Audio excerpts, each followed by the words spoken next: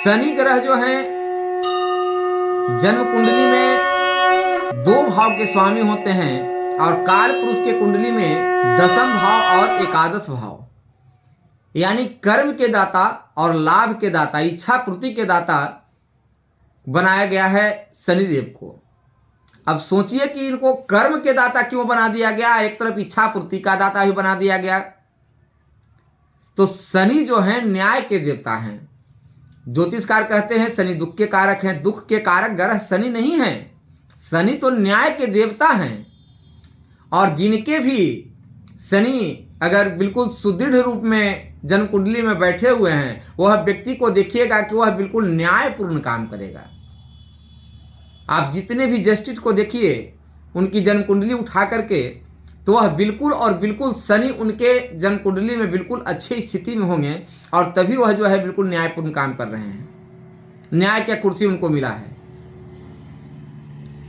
तो अब शनि ग्रह को ज्योतिष में इतनी भ्रांतियां फैला दी गई है कि जिसके बारे में मैं पूर्ण विश्लेषण क्या कर पाऊं।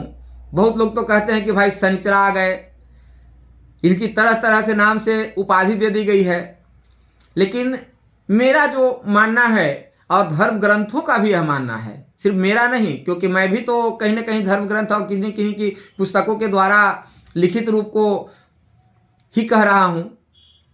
तो शनि देवता जो हैं यह न्याय के ग्रह हैं और कर्म के स्वामी हैं। कर्म आप जैसा खल करेंगे वैसा ही 11वां भाव जो है इच्छा पूर्ति का है, यानी जैसा कर्म करेंगे वैसा ही इच्छा पूर्ति आपको मिलेगा। तो कर्म तो आप अगर शनि को ठीक करना है तो कुछ नहीं, आप बिल्कुल न्यायपूर्ण रहें और आप बिल्कुल सही कर्म करें। सही कर्म करने से आपको शनि स्वयं स्वतः ठीक हो जाएंगे, इनको कहीं कोई करने की जरूरत नहीं है। बहुत कठोर ग्रह है शनि और प्रत्येक जन्म कुंडली में 30 साल में जो है यह एक बार 7.5 आती है प्रत्येक व्यक्ति का, और उस 7.5 में वह किया कराया का हिसाब किताब लेते हैं कि आपको कौन किसने करवाया। यह तो सबको जानते हैं कि वही है वही जो राम रचि राखा। तो भगवान राम के द्वारा जो लिखा हुआ है, ईश्वर विधाता के यहाँ लिखा जो है वह तो बिल्कुल कर्म में उतरता ही उतरता है। लेकिन उसको सुधार करने के यही से कहा गया है कि कर्म प्रधान विश्व करि राखा, जस फल करहु तसहि फल चाखा। यानी कर्म को उससे भी प्रधान क्या है कि जो आपके किस्मत में लिख कर आया है उसको भी आप अपने कर्म के रूप में बदल सकते हैं। अगर आपका कर्म सही हुआ तो जो है आप अपने भाग्य को बदल सकते हैं, और यह चीज जो है सिर्फ शनिदेव ही कर सकते हैं। इसीलिए शनि को जो है कर्म के दाता कहा गया है।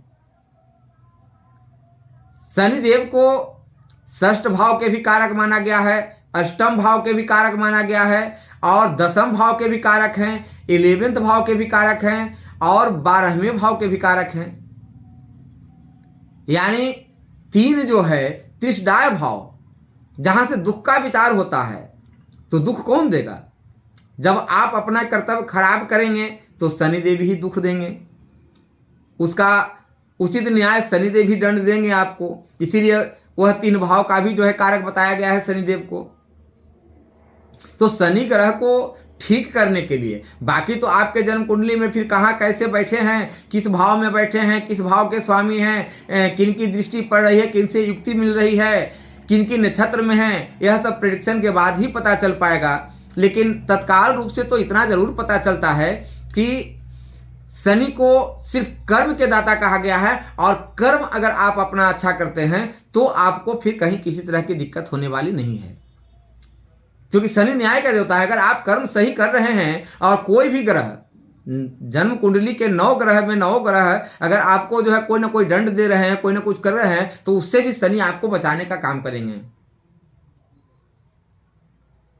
इनका नाम है शनैश्चर, धीरे धीरे चलने वाले ग्रह हैं ये। इनका दुख तुरंत पता नहीं चलता है।